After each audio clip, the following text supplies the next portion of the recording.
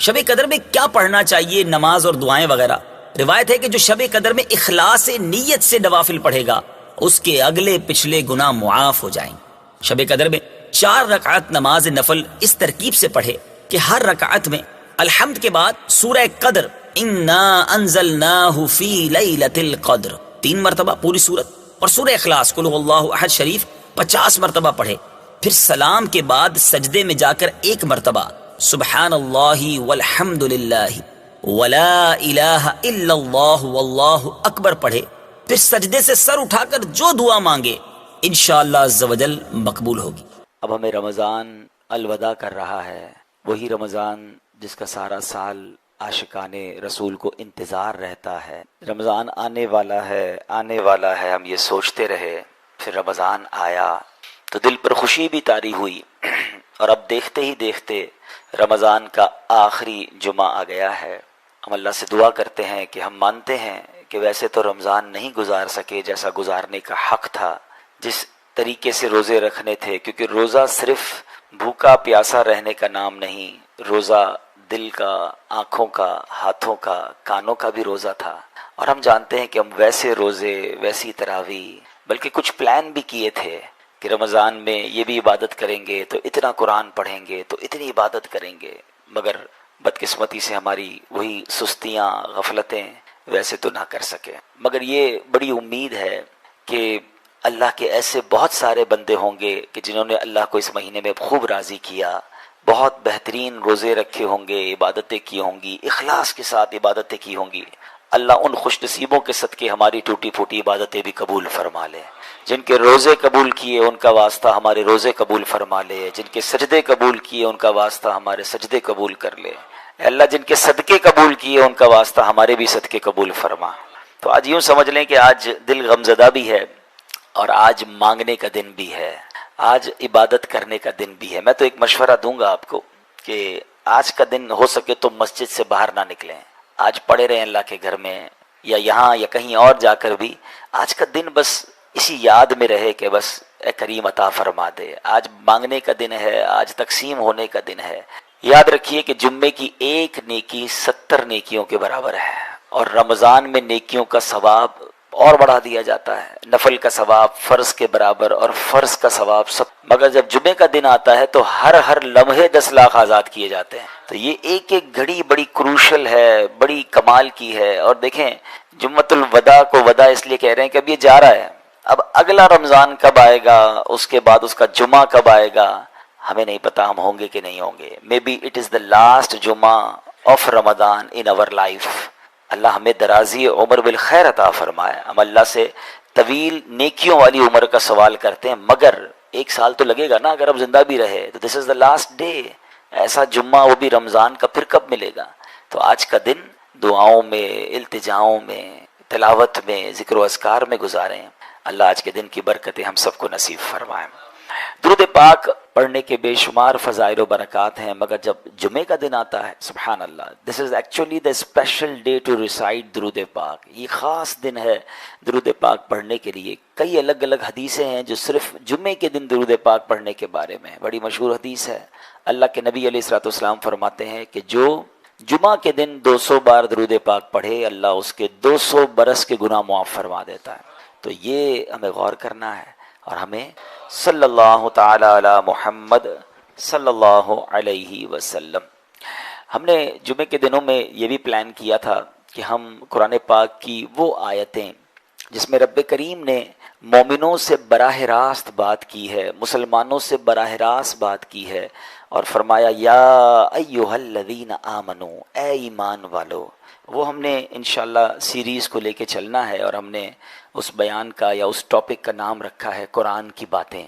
تو پہلی آیت ہم کور کر چکے تھے جس میں نبی پاک علیہ الصلوۃ والسلام کی شان بڑے شاندار انداز میں، سورہ بقرہ کی وہ آیت تھی جس میں ہمیں یہ بتایا گیا تھا کہ اے ایمان والو، پیارے آقا سے بات کیسے کرنی ہے، ان کو راعنا نہیں کہنا، ان کو انظرنا کہنا ہے۔ جو لوگ ماشاءاللہ ٹائم پر آ جاتے ہیں تو جمعے میں فرسٹ جمعہ آف رمضان ہم نے، میرا خیال ہے اس کو کور، یہ سیکنڈ جمعہ آف رمضان ہم نے اس کو کور کیا تھا۔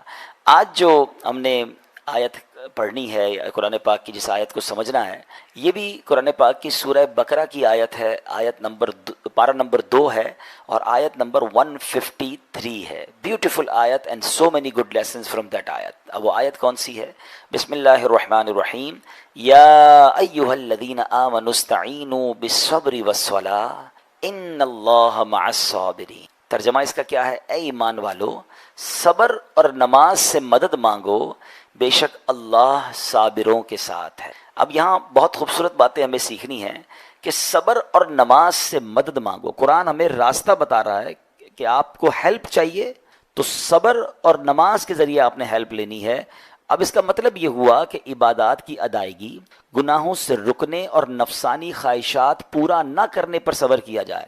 اور نماز چونکہ تمام عبادات کی اصل ہے، اہل ایمان کی معراج ہے، اللہ اور بندے کے درمیان ایک بیوٹیفل کانٹیکٹ ہے، تو اس لیے اس سے بھی مدد طلب کرنے کا حکم دیا گیا ہے. یہ بھی یاد رہے کہ بدن پر باطنی اعمال میں سب سے سخت صبر ہے اور ظاہری اعمال میں سب سے مشکل نماز ہے.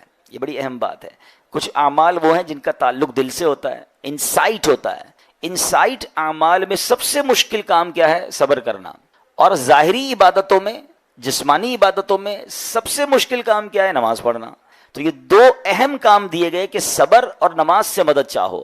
اچھا، اب ہم دیکھتے ہیں کہ صبر اور نماز سے مدد ملتی کیسے ہے، اور سرکار دو عالم صلی اللہ تعالیٰ علیہ وسلم کا اس میں کیا معمول تھا. اب ذرا سنیے گا.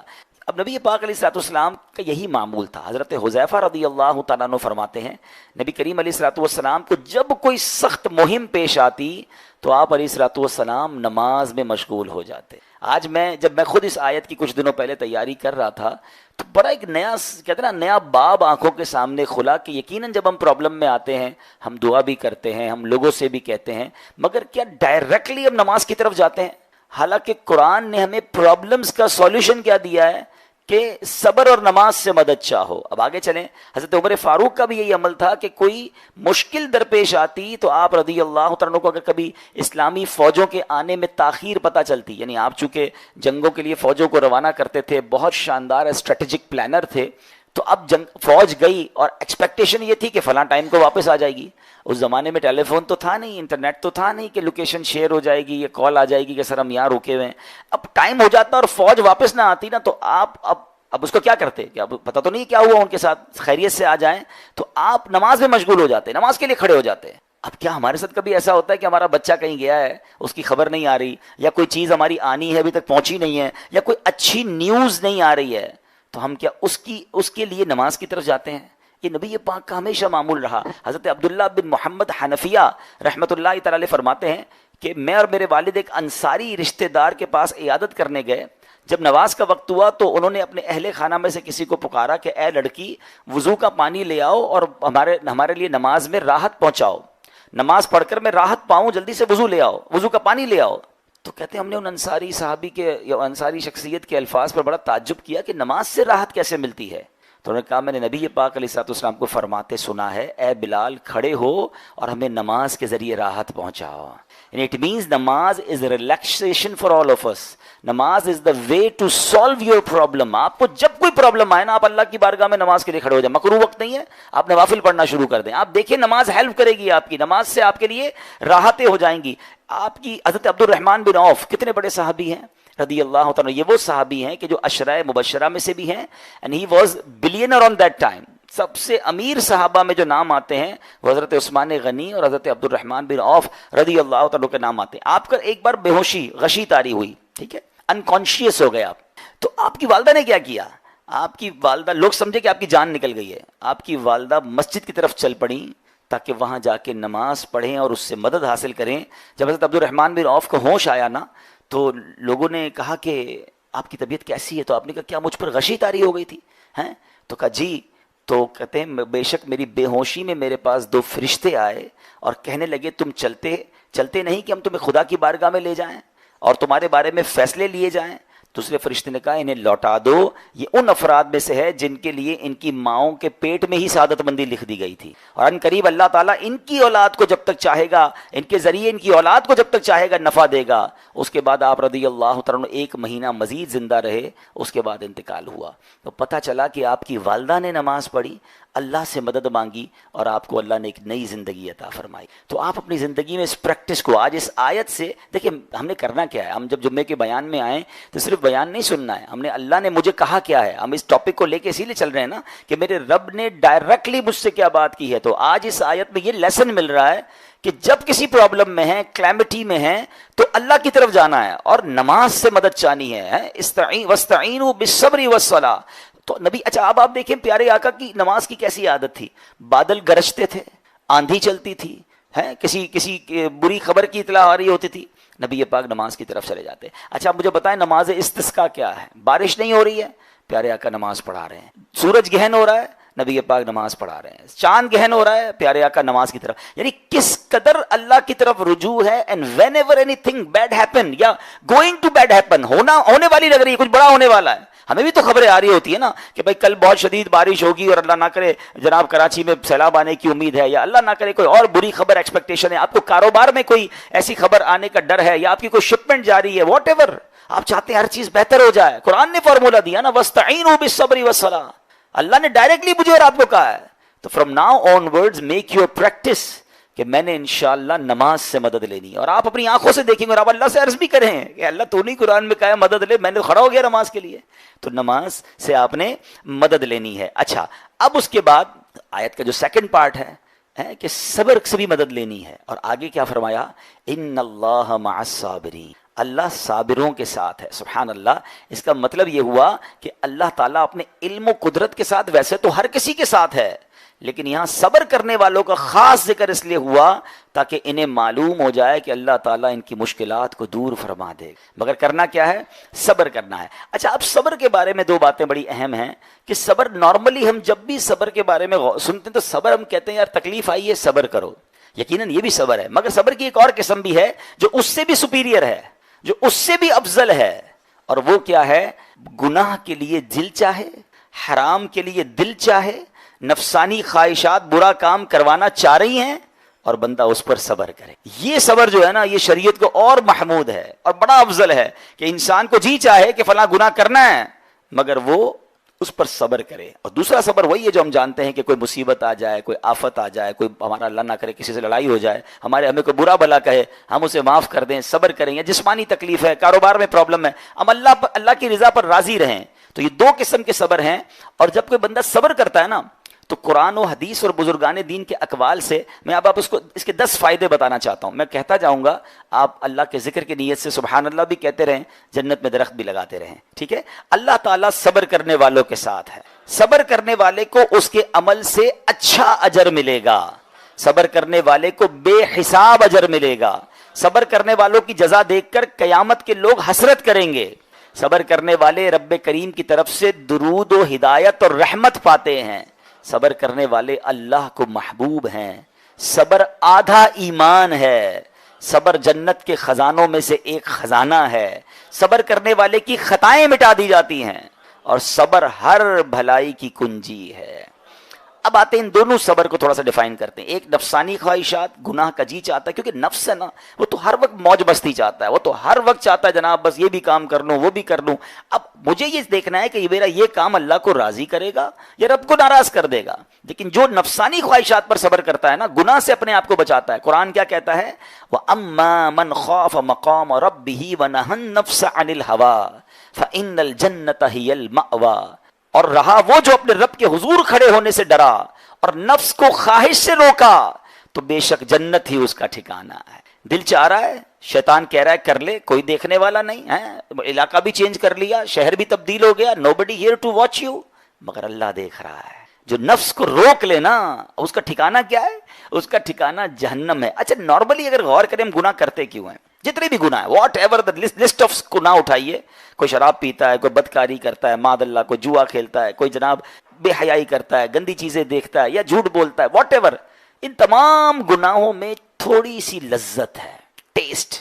ٹھیک ہے, غیبت میں بھی ٹیسٹ ہے, بلکہ کتابوں میں آیا کہ غیبت میں شراب سے بھی زیادہ مزہ ہے, جبھی تو بندہ چھوڑتا نہیں ہے. اچھا لیکن یہ تمام ٹیسٹ میں ایک بڑی اہم بات اب میں کہنے جا رہا ہوں. یہ بزرگ نے بڑی کمال کی ون لائنر ہمیں دے دیا ہے. وہ کہتے ہیں کبھی بھی لذت کے لیے گناہ مت کرنا, کیونکہ لذت ختم ہو جائے گی, گناہ کا جواب اور پنشمنٹ باقی رہ جائے گی. اب آپ اس فارمولے کو سامنے رکھیں کہ جب بھی ہم گناہ کرتے ہیں فیو منٹس یا فیو آورز کی ایک انجوائمنٹ ہے، آفٹر دیٹ انجوائمنٹ ختم، مگر اس کا جواب باقی ہے، عذاب باقی ہے، اللہ نہ کرے اللہ ناراض ہوا تو پنشمنٹ باقی ہے۔ تو کیا فرمایا؟ انجوائمنٹ کے لیے گناہ مت کرنا، انجوائمنٹ ختم ہو جائے گی، عذاب باقی رہ جائے گا۔ اور اگلا سینٹنس کتنا خوبصورت ہے، فرماتے کبھی بھی تکلیف کی وجہ سے نیکی مت چھوڑنا، تکلیف ختم ہو جائے گی، اجر باقی رہ جائے گا۔ اب مثال دیتا ہوں، اس کی 2-3 ایگزامپل سمجھیے۔ گناہ کی ایگزامپل تو آپ سمجھ گئے کہ کوئی بھی تھوڑی دیر کا گناہ کرتا ہے، لذت پاتا ہے، وہ گناہ ختم، عذاب باقی۔ اب نیکی میں کیا ہوتا ہے؟ فجر کے لیے اٹھنا ہے، نیند آ رہی ہے، دل نہیں چاہ رہا، آپ اٹھے، آپ نے وضو کیا، فجر پڑھا، وہ اٹھنے کی تکلیف تو ختم ہو گئی نا، واپس سونا ہے تو سو جائیے، مگر فجر کا اجر اور ثواب باقی رہ گیا ہے۔ رمضان کے روزے، الحمدللہ ہم روزے رکھ رہے ہیں، نو ڈاؤٹ ڈیفیکلٹ ہیں، لیکن افطار کے بعد تکلیف ختم ہو جاتی ہے، ہم کھاتے پیتے ہیں، موج کرتے ہیں، مگر ثواب باقی رہ جاتا ہے۔ کبھی کبھی آپ کو کوئی مسجد کے میں بلاتا ہے، یار چلو بھائی بیان ہو رہا ہے، اجتماع ہو رہا ہے، کوئی نیکی کی بات ہو رہی ہے، نہیں یار دل نہیں چاہ رہا، آپ آ گئے، آدھے 1 گھنٹہ بیٹھے پھر چلے گئے، وہ آپ کا جو ٹینشن تھا یا پریشر تھا وہ ختم ہو گیا، مگر ثواب باقی رہ گیا۔ تو اب اس فارمولے کو یاد رکھیے گا، جب بھی گناہ آپ کی طرف آئے نا، آپ سوچیں کتنی دیر کا فائدہ ہے؟ 1 گھنٹہ دوستوں کے ساتھ بیٹھوں گا، بری باتیں کروں گا، 2 گھنٹے فلم دیکھوں گا، 2 ڈھائی 3 گھنٹے، بس اس کے بعد جواب تو باقی ہے نا، قیامت تک اللہ کو جواب دینا پڑے گا۔ نہیں یار مجھے انجوائمنٹ کے لیے گناہ نہیں کرنا ہے۔ اور جب کوئی نیکی کا کام آئے اور آپ کو لگے یار دل نہیں چاہ رہا، مزہ نہیں آ رہا، بوریت ہوگی، چھوڑنا یار، تو بندہ سوچے کتنی دیر کی نیکی ہے؟ آدھے گھنٹے کی، 1 گھنٹے کی، بس 2 گھنٹے کی، اور ثواب باقی رہ جائے گا، لیٹس ڈو اٹ۔ اگر یہ بات سمجھ آ گئی نا آپ کو، تو انشاءاللہ دیکھیے گا گناہ سے بچنا اور نیکیاں کرنا آسان ہو جائے گا۔ تو اب کیا فرمایا قرآن نے کہ جس نے اپنے نفس کو روکا، کیا خوبصورت آیت ہے، وَأَمَّا مَنْ خَافَ مَقَامَ رَبِّهِ وَنَهَى النَّفْسَ عَنِ الْهَوَىٰ، اور رہا وہ جو اپنے رب کے حضور کھڑے ہونے سے ڈرا اور نفس کو خواہش سے روکا، تو بے شک جنت ہی اس کا ٹھکانہ ہے۔ اور ایک اور جگہ کمال سے فرمایا وَلِمَنْ خَافَ مَقَامَ رَبِّهِ جَنَّتَانِ، مبارک ہو ان کو جو اللہ سے ڈرتے ہیں نا، صبر کرتے ہیں، گناہ نہیں کرتے، رک جاتے ہیں۔ قرآن کہتا ہے جو اپنے رب کے حضور کھڑے ہونے سے ڈرے اس کے لیے 2 جنتیں ہیں، 1 نہیں 2 جنتیں ہیں، سورہ رحمان کی آیت ہے۔ تو پتا چلا کہ نفس کو روکنا یہ آسان بھی نہیں ہے، ہاں دل بہت چاہتا ہے، مگر یہ صبر جو ہے نا، ان اللہ مع الصابرین کا جو معراج ہے، جو ٹاپ آف دا لسٹ صبر ہے، وہ یہ صبر ہے۔ اچھا اب آتے ہیں ایک اور صبر کی صورت، کہ اب آپ کو کسی نے غصہ دلا دیا، برا بھلا کہا، یا آپ کے مزاج کے خلاف بات ہو گئی، اب آپ نے روکنا ہے اپنے آپ کو، اب غصے کا اظہار نہیں کرنا، لڑائی نہیں کرنی، گالی کا جواب گالی، اینٹ کا جواب پتھر، انگریزی کا مقولہ ہے نا ٹٹ فور ٹیٹ، جیسے کو تیسا، نہیں، یہ ہماری شریعت ہمیں نہیں سکھاتی۔ اچھا آج کل کسی کو کہو نا یار آپ کیوں یار لڑائی کر رہے ہیں، بھائی میں جواب نہ دوں تو لوگ سمجھیں گے کمزور آدمی ہوں، مجھے اپنا روب بھی تو رکھنا ہے، میں بھی تو پتا چلے کون ہوں، اپنا بتاؤں تو صحیح کون ہوں۔ سچی بات پتہ ہے کیا ہے، جو ٹٹ فور ٹیٹ کرتا ہے، گالی کا جواب گالی سے دیتا ہے نا، وہ واقعی بتا دیتا ہے وہ کون ہے، وہ اپنا تعارف کروا رہا ہوتا ہے کہ یہ بھی ایسا ہے میں بھی ویسا ہی ہوں، او بھائی۔ اچھا پھر ایک اور عجیب جملہ بڑا مشہور ہے آج کل، جناب ہم شریف کے ساتھ شریف ہیں، ہم بدماش کے ساتھ بدماش ہیں۔ مجھے آج تک سمجھ نہیں آئی یہ کون سا بٹن لگا ہوا ہے آپ کے اندر کہ شریف کے ساتھ آپ شریف ہو جاتے ہیں، بدماش آتا تو آپ بھی بدماش ہو جاتے ہیں۔ جناب والا شریف کے ساتھ شریف آدمی شریف کے ساتھ بھی شریف ہوتا ہے، بدماش کے ساتھ بھی شریف ہوتا ہے، جب بھی تو وہ غلط آدمی اچھا ہوگا نا۔ نبی پاک علیہ الصلوۃ والسلام نے گالیاں سن کر دعائیں دی ہیں، پتھر برسانے والوں کو بھی دعائیں دی ہیں، مگر ہم تو تیار ہی رہتے ہیں یار میں بتاؤں گا اس کو میں کون ہوں، ایک گالی دی ہے میں اس کے ساتھ پشتوں کو گالیاں دوں گا، تو پھر آپ بھی ویسے ہی ہو گئے نا جناب۔ حدیث پاک کیا ہے، ہو از مور اسٹرانگر، ہو از مور پاورفل۔ اللہ کے حبیب علیہ الصلوۃ والسلام فرماتے ہیں کہ بہادر وہ نہیں، یہ بخاری شریف کی حدیث ہے، بہادر وہ نہیں جو پہلوان اور دوسرے کو پچھاڑ دے، بلکہ بہادر وہ ہے جو غصے کے وقت اپنے آپ کو قابو میں رکھے۔ اصل بہادری یہ ہے۔ تو اگر آپ نے واقعی صبر سے مدد لینی ہے، ان اللہ مع الصابرین کا مجدہ لینا ہے، تو بدلے نہیں لینا ہے، معاف کرنا ہے۔ میں نے کل بھی بیان میں ایک بات کہی تھی، ذرا مل کر میرے ساتھ شب قدر کی دعا دہرائیے گا، اللہم انک عفو کریم تحب العفو فاعف عنی، اللہم انک عفو کریم تحب العفو فاعف عنی، اللہم انک عفو کریم تحب العفو فاعف عنی۔ اب جو 2 طاق راتیں رہ گئی آپ نے اس میں ایبنڈنس کے ساتھ کثرت سے ہی دعائیں پڑھنی ہیں، مگر واٹ از دا میننگ، اس دعا کا معنی کیا ہے؟ اللہم انک عفو، اے اللہ تو معاف کرنے والا ہے، تحب العفو معافی کو پسند کرتا ہے، فاعف عنی اللہ مجھے بھی معاف کر دے۔ ہم کیا کہہ رہے ہیں اللہ سے، اللہ مجھے معاف کر دے، میرے سارے اگلے پچھلے گناہ معاف کر دے، مگر دیر از اے کوسچن، آپ نے معاف کر دیا سب کو؟ بندہ کہتا نہیں میں تو انتظار میں بیٹھا ہوں, میں تو موقع کی تلاش میں, بس موقع ملے پھر بتاؤں گا میں کون ہوں. ہاتھ میں آ نہیں رہا بندہ, ٹرائی کر رہا ہوں کسی جگہ آ جائے, بس کوئی اس کے پیسے ویسے آ جائیں, کوئی اس کا معاملہ میرے پاس آ جائے, بس پھر دیکھو کیا کرتا ہوں. بیٹھے اس انتظار میں بیٹھے بہت سارے لوگ, کمال ہے یار. یعنی دشمنیاں پالی ہوئی ہیں, رشتہ داریاں کاٹی ہوئی ہیں, دوستوں کے پاس جا نہیں رہے ہیں, میاں بیوی میں لڑائی ہے, ایک سوری کے لیے بیوی گھر بیٹھی ہے, وہ کہتی شوہر سوری کہہ دے تو میں آ جاؤں گی, شوہر کہتا ہے بیوی معافی مانگ لے تو میں لے آؤں گا. ارے بھائی کوئی بھی آگے بڑھ کے معافی کر لو بھائی, اللہ سے معافیاں مانگ رہے ہو, بندوں کو معاف کرنے کے لیے کوئی تیار نہیں ہے. مجھے خود بتائے نا یہ کیسی دعا ہے کہ اے اللہ تو مجھے معاف کر دے, میں نے کسی کو معاف نہیں کرنا. یہ بنتی ہے دعا؟ دعا یہ ہے کہ ان بڑی راتوں اور بڑے دن میں آپ سب کو معاف کر دیں, اور پھر اللہ سے پتہ ہے کیا کہیں, اے اللہ میں نے بندہ ہو کر تیرے سارے بندوں کو معاف کر دیا ہے, تو سب سے بڑا معاف کرنے والا ہے نا, اللہ تو بھی مجھے معاف کر. Look at the way to talk, یہ مزہ ہے نا بات کرنے کا, پھر دعا کرنے کا لطف بھی آئے گا آپ کو. تو دشمنیاں نہ رکھیں, غصے پر قابو پائیں, معاف کریں. ایک حدیث سن لیجئے, لرزا دیتی ہے, ڈرا دیتی ہے. اللہ کے نبی علیہ الصلوۃ والسلام فرماتے ہیں جو رحم نہیں کرتا اس پر رحم نہیں کیا جاتا, حدیث کا خلاصہ ہے, اور جو معاف نہیں کرتا اسے معاف نہیں کیا. اب بتائیے ہم معاف کرتے ہیں, ہم رحم کرتے ہیں, ہم کہتے ہیں اللہ ہم پر رحم کرے, ہم کسی پر رحم نہ کریں, نہیں ہوگا رحم. پہلے اپنے اندر تو لائیے یہ باتیں. اب ایک آیت سنیے گا, اس کے تحت ایک واقعہ, اور پھر میں بیان کو کنکلوڈ کرتا ہوں. اللہ کریم ارشاد فرماتا ہے الذین ينفقون فی السراء والضراء والکاظمین الغیظ والعافین عن الناس واللہ یحب المحسنین. قرآن میں رب فرماتا ہے وہ جو خوشحالی اور تنگ دستی میں اللہ کی راہ میں خرچ کرتے ہیں. یہ بڑی خوبصورت بات ہے, یہ غریب اسلامی بھائیوں کے لیے بھی مدنی پھول ہے. امیر تو خرچ کرتا ہے نارملی, غریب خرچ نہیں کرتا اللہ کی راہ میں. ہمارے قبلہ مفتی قاسم صاحب نے تفسیر قرآن صراط الجنان میں ایک بڑی پیاری بات لکھی. آپ کہتے ہیں پوری دنیا کے امیروں کا سروے کر لینا, ان کی جو پیسے بڑھنے کی ایک وجہ یہ بھی ہوتی ہے کہ وہ کہیں نہ کہیں چیریٹی کر رہے ہوتے ہیں, مدد کر رہے ہوتے ہیں. وہ مدد اور وہ نیکی ان کے پیسے بڑھا رہی ہوتی ہے. اور پوری دنیا کے غریبوں کا سروے کریں تو ان میں سے بڑی تعداد وہ جو خرچ ہی نہیں کرتی اللہ کی راہ میں. کہتے ہیں ہم کیا خرچ کریں, ہم تو غریب ہیں, ہم پر لوگ خرچ کریں. میں آپ کو فارمولہ دے رہا ہوں اور یہ قرآن سے دے رہا ہوں. جو تنگی میں بھی اللہ کی راہ میں خرچ کرتے ہیں, جو خوشحالی میں بھی خرچ کرتے ہیں. آپ تنگی میں آپ روپیہ خرچ کریں, یہ نہیں کہتے آپ 10,000 روپے خرچ کریں, جتنی آپ کی حیثیت. یہ کاروبار ہے, آپ 1 روپیہ دیں گے اور آئے گا, آپ 10 روپے دیں گے اور آپ کسی نہ کسی نیکی کے کام میں خرچ کرتے رہیں, آپ غربت سے باہر آ جائیں گے. If you want to take out yourself from that problem, آپ آئیں اللہ کی راہ میں خرچ کرنا شروع کریں. قرآن کہہ رہا ہے کہ جو تنگی اور خوشحالی میں اللہ کی راہ میں خرچ کرتے ہیں. اور اگلا پارٹ کتنا خوبصورت ہے, فرمایا والکاظمین الغیظ والعافین عن الناس, فرمایا اور غصہ پینے والے اور لوگوں سے درگزر کرنے والے.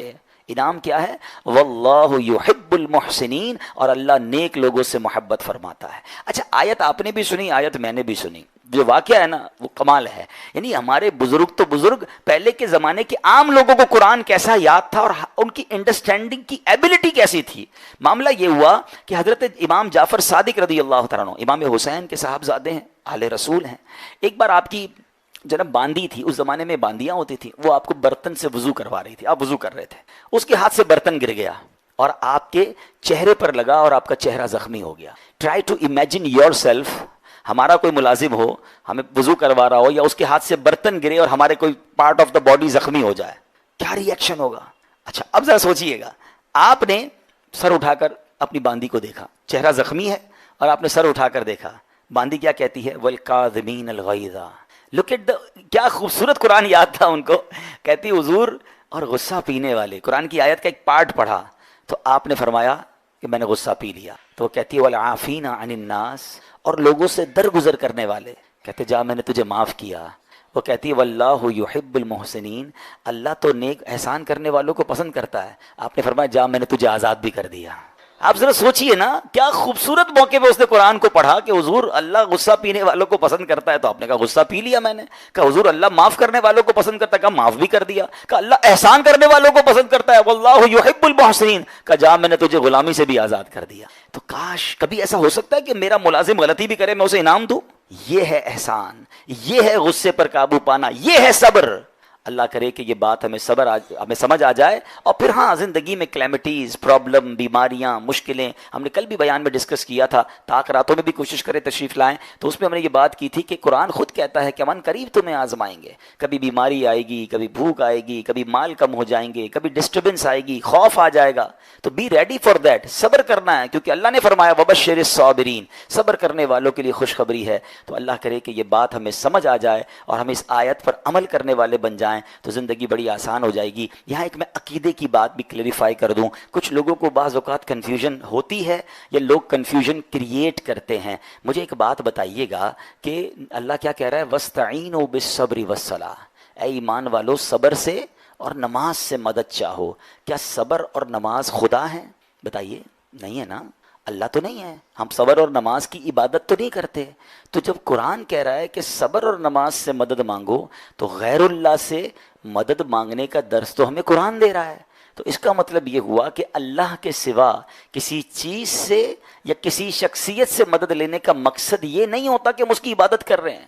اگر آج کے دور میں کوئی اللہ کے نبی سے کہتا ہے کہ یا رسول اللہ انظر حالنا، یا بھر دو جولی میری یا رسول اللہ، تو یہاں کوئی شرک کی بات نہیں ہے. کیوں کہ یہاں یہ نیت نہیں ہے کہ ہم ان کو خدا مان رہے ہیں، یا یہ بھی نیت نہیں ہے.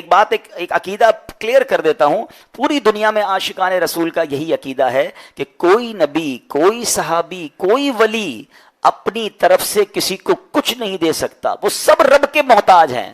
اللہ کسی کا محتاج نہیں ہے.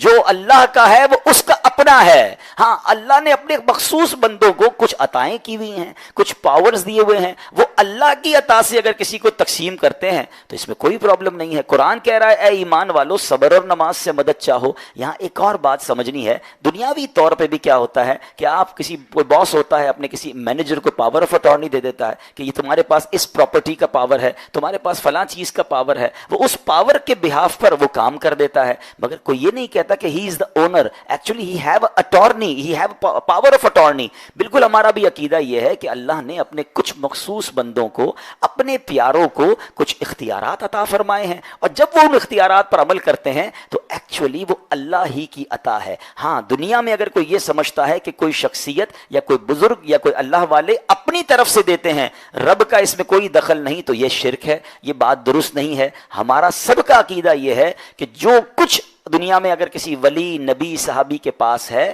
وہ رب کا دیا ہوا ہے، رب کی عطا ہے. رب ان کو دیتا ہے، رب کو کوئی نہیں دیتا. رب کے پاس جو کچھ ہے وہ اس کا اپنا ہے. تو یہ کانسیپٹ بھی کلیئر ہوتا ہے قرآن پاک کی اس آیت سے. اللہ کریم سے دعا کرتے ہیں رب کریم ہم سب کی حاضری کو اپنی بارگاہ میں قبول فرمائے. رمضان کے بعد بھی یہاں اسی طرح جمعہ کا سلسلہ بھی رہے گا. اسی طرح 3 بجے جمعہ ہوا کرے گا، 2:15 بجے کے قریب انشاءاللہ بیان بھی ہوگا. عید کی نماز انشاءاللہ یہاں فجر 5:55 پر ادا کی جائے گی، اور اول وقت میں نماز عید ادا ہوگی 6:40 پر. تو آپ میں سے جو اسلامی بھائی فجر یہیں جماعت سے ادا کریں تو پھر انشاءاللہ بیان بھی ہوگا اور اول وقت میں نماز عید ادا کر دی جائے گی. ایک بات میں اور کر دیتا ہوں، جس میں میں نے کہا نا کہ جمعۃ الوداع میں دل غم زدہ ہے کہ اب آخری جمعہ ہے. پلیز ایک بات کو یاد رکھیے گا، رمضان کو ہم نہیں روک سکتے، مگر رمضان جائے ہم کیوں چلے جاتے ہیں؟ ہم نمازوں سے دور کیوں ہو جاتے ہیں؟ کیا صرف ہم رمضان میں رب کے بندے ہیں؟ سوچئے نا، ہم تو رحمان کے بندے ہیں نا، شیطان کے بندے تو نہیں ہیں. شیطان قید ہے، وہ آ جائے گا، ٹھیک ہے آ جائے. ہماری تو پریکٹس کروائی گئی رمضان میں، نیٹ پریکٹس ہوتی ہے کہ مقابلے کے لیے تیار ہو جاؤ. دنیا میں کیا ہوتا ہے، پہلے پریکٹس ہوتی ہے پھر بڑا میچ ہوتا ہے. ہماری 30 ڈیز 29 ڈیز پریکٹس کروائی گئی شیطان سے مقابلے کے لیے. اور بچوں کی زبان میں بات کروں تو ہم پہلی بال پہ آؤٹ ہو جاتے ہیں، جیسے ہی چاند نظر آتا ہے عشاء کی نماز غائب ہو جاتی ہے، فجر میں قضا کر لیتے ہیں. میں آپ کو ایک مشورہ دیتا ہوں، ہم نے ابھی صبر کی بات سنی ہے نا. شیطان چاہے گا کہ آپ نماز نہ پڑھیں، شیطان چاہے گا کہ آپ عبادت سے دور چلے جائیں. نماز سے مدد لینی ہے. سبحان اللہ، دیکھیں کیسے پیارے موقع پر یہ آیت ہماری آج آئی ہے، وَاسْتَعِينُوا بِالصَّبْرِ وَالصَّلَاةِ. میں آپ کو ایک مشورہ دیتا ہوں. First 3 days are difficult. Eid کے 3 دن نا شیطان پورا زور لگاتا ہے کہ آپ کی روٹین بریک کر دے، آپ کو مسجد سے دور کر دے، آپ کو نماز سے دور کر دے، آپ کو پھر گناہوں کی طرف لے جائے. یہ طوفان کے ساتھ آتا ہے. بیسٹ یہ ہے کہ آپ ایک نیت پہلے کر لیں کہ میں نے رمضان کے یہ عید کے 3 دن انشاءاللہ مسجد میں آ کر نماز پڑھنی ہے. آپ نماز 3 دن پڑھ لیں, میں نہیں کہتا ساری زندگی کی آج نیت کر کے جائیں, یہ 3 دن آپ نے کر لیے نا, آپ کی روٹین نہیں ٹوٹے گی. ہوتا کیا ہے, پہلے 3 دن میں بریک ہوتی ہے کہ یار عید ہے نا, عید میں سب چلتا ہے, تو اس کے بعد پھر آپ آ نہیں پاتے, آپ چلے جاتے ہیں. نماز پکڑ لیں, نماز نہیں چھوٹنی چاہیے. انشاءاللہ رمضان عید کے دنوں میں نماز کی برکت سے آپ آگے بھی کنٹینیو ہو جائیں گے, کیونکہ اس کے بعد لائف نارمل ہو جائے گی. یہ 3 دن تو ہلا گلا ہوگا نا, شیطان اپنے گناہوں کا طوفان لے کر آئے گا, آپ نے اپنے آپ کو بچانا ہے. عقل مند لوگ بڑی پیاری بات کہتے ہیں, جب طوفان یا سیلاب آئے نا تو کھڑے نہیں رہنا چاہیے اس طوفان کے آگے, سائڈ پہ ہو جانا چاہیے. تو اللہ کے گھر میں آ کے اس کو سیکیور کریں اپنے آپ کو, تاکہ طوفان 3 دن کا نکل جائے گا, پھر آپ انشاءاللہ لائف روٹین میں آ جائے گی. اب آپ آفس جائیں گے, دیگر کاموں کی طرف جائیں گے, تو پھر نماز پڑھنا اتنا مشکل نہیں رہے گا. اللہ کرے کہ ہم رمضان کے بعد بھی عبادت گزار بنے. جمعے کی 1 نیکی 70 نیکیوں کے برابر ہے, اور رمضان کی جو عید ہے, عید سے پہلے فطرہ دینا واجب ہے, لیکن ہم اس سے پہلے بھی دے سکتے ہیں. میں نے کل بھی مشورہ دیا تھا, آج بھی مشورہ دوں گا کہ ہو سکے تو آج فطرہ دیں. ایک تو جمعے کی نیکی ملنی ہے, جمعۃ الوداع ہے, 1 نیکی 70 نیکیوں کے برابر ہے. دعوت اسلامی والوں کا سٹال باہر موجود ہے, وہ تحریک جو پوری دنیا میں دین متین کی خدمت کر رہی ہے, اپنا فطرہ اپنی دعوت اسلامی کو دیں, اپنے بچوں کا بھی فطرہ دیں. اور یاد رہے کہ فطرے کی 4 قسمیں حدیثوں میں بیان ہوئی, گندم کا, جو کا, کشمش کا اور کھجور کا. جو بیچارے ہمارے غریب اسلامی بھائی ہیں یا زیادہ صاحب ثروت نہیں ہیں, وہ بے شک گندم کا فطرہ دیں, مگر جس کو اللہ نے نوازا ہے, کروڑوں سے اچھا رکھا ہے, بہترین کھلایا پلایا ہے, عید کے کپڑے بھی اس نے بہترین بنائے ہیں, تو پھر فطرہ بھی اچھا دیں. یہ بھی شکرانے کا ایک انداز ہے. تو 4 کیٹیگری کے فطرے آپ کو باہر پتہ چل جائیں گے. سب سے ٹاپ آف دا کیٹیگری کا فطرہ ہے اجوا کھجور کا. سبحان اللہ, یہ کتنا پیارا انداز ہے اللہ کی بارگاہ میں عرض کرنے کا کہ میرے مولا تو نے مجھے کروڑوں سے اچھا بنایا, بلکہ تو افطار بھی اجوا سے کرتا رہا, اب فطرہ بھی انشاءاللہ میں اجوا کھجور کے حساب سے دوں گا. تو ہو سکے تو آج فطرہ دیتے جائیے, ورنہ یہ سٹال موجود ہے, شام میں رات میں بھی دیں گے. ہر تاک رات کو یہاں بیان ہوتا ہے, 11:30 بجے صلاۃ التسبیح, 12 بجے بیان اور 1 بجے کے قریب دعا ہوتی ہے. اللہ پاک ہمیں عمل کرنے کی توفیق